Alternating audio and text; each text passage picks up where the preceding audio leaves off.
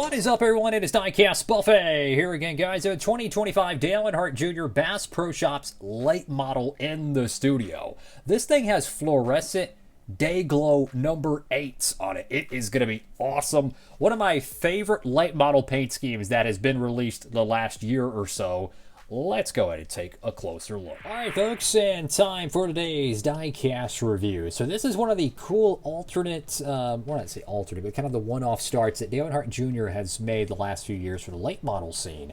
And let me tell you, this paint scheme, man, they need to put it on an Xfinity car or something like Travis Quapple, oh my goodness. Carson Quapple could run this car with the number 1 on it in the Xfinity series. It'd look amazing. The Tracker Boats number 8 Bass Pro Shops car is just, it's lit. It's just freaking lit. Notice it doesn't say Chevrolet Camaro, so I don't know why, but the numbers are true day glow, which I love. One of my favorite things about diecast is day glow or metallic paint jobs. This one has that day glow, so that's freaking awesome. Anyways, here's the box design, which is a generic late model box. I think it looks really sharp. I'm going to go ahead and carefully open it up, and we can get a closer look at this diecast. And here we go, folks, with today's diecast out of the box. And my goodness, just right off the bat, one of my favorite Bass Pro Shops paint schemes ever. Holy moly. Could you imagine this on a Chase Briscoe Cup car? Like an alternate at the, Bristol night race. That would be dope. All-white car with the little camouflage down here with the day glow. Wow, that would pop at Bristol. I'm telling you what, whoever designed this paint scheme, man, this thing looks remarkable. Got the whole day glow front splitter. That looks epic, man. Wow. This is one of those paint schemes they need to keep in the rotation. They need to bring it to the Xfinity series, to the Cup series. This thing is incredible. So you go to the hood of the diecast. You have Bass Pro Shops Club. You got Cars Tour, which that's Z-Max and Sound Gear, I think. I don't know what those sponsors are. Actually, I know what Z-Max is, but I don't know what that one is. Go to the front of the diecast. You have the Chevrolet Camaro headlights. It's apparently just a Chevrolet, so it could be it could be a Chevrolet Caprice. It could be a Chevrolet. What is it? Oh goodness. What else is another one? I guess it's a Malibu. I don't know. I got the number 8 right there. Notice it's the inverted color palette to it. We've got about 6 billion different contingencies because who wouldn't want to be on Dale Jr.'s late model? I mean, arguably the most popular late model driver by it like a bajillion miles. I mean, let's just be honest. I got VP Racing and a whole bunch of other stuff I don't know. Go to the other side of the diecast. I like the JRM alternate logo there. That is really cool. And we go over to the left side of the diecast. Guys, if you're looking for this car, tap in. Got mine at Circle B Diecast. Make sure to pick up yours today while supplies last. They got a bunch of great late model diecasts. Pick them up. They don't make all these in the NASCAR Authentics line, so get them while you can. I love it, man. That iconic Dale Jr. 8, the day glow, just the paint scheme, man. I'm telling you, that's a mean-looking paint scheme.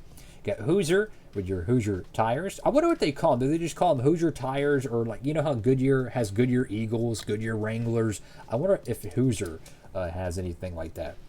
Got Tracker Boats, Sundrop, Bass Pro Shops. Got Roto Rooter, got the Dale Jr. signature with Junior Motorsports. You have your B Post decal, which has Junior Motorsports. You have Racing Electronics, Chevrolet, Z-Max, and some other stuff. And you have a ton, I mean, an absolute megalodon of contingencies here. I can see iRacing, I see Comp, I see Tilton, I see some I'm decently familiar with, but I love to see the contingency panel still alive in the, some form of stock car racing. I'm not really sure what happened here, though. That's unfortunate. I don't know if that's the clear coat. I don't know. I feel like maybe the clear coat or something stuck to it. I don't know. Maybe you could clean that off. Actually, I might be able to actually clean it off. I don't know. Let's see. Oh, yeah, okay. It's coming off a little bit. So what this probably was is some sort of, what do you call it? Some sort of, like, I wouldn't say oil or grease, but something was on the car as they were working on it or making it, and it just needed a little bit of love to get it off. So that's fine. Fortunately, see, look at that. Looks a whole lot better. There's a little bit left. I ain't too worried about it, but you get the idea. So that's one good thing. Like, if you have dirt on your car that's on top of the clear coat, it can be cleaned, right? If it's underneath the clear coat, you're screwed. Luckily, this was the latter, or the better option. Got tracker boats in the back panel. I don't know why that looks so cool. No tail lights, just the number 8. Get the tracker boats. Just, man, that looks cool. I love the early 2000s Pontiac style back bumpers. I mean, in 2025, they're still running back bumpers like the Pontiacs, man. That's awesome. Go to the right side of the diecast, and just remarkable stuff. I mean, this paint scheme is lit, man. I'm telling you. I want to see Carson Quapple run an alternate of this car. Just bring it straight to the Xfinity Series, man. The Cup Series, Chase Briscoe, Austin Dillon. I don't care. I love this paint scheme.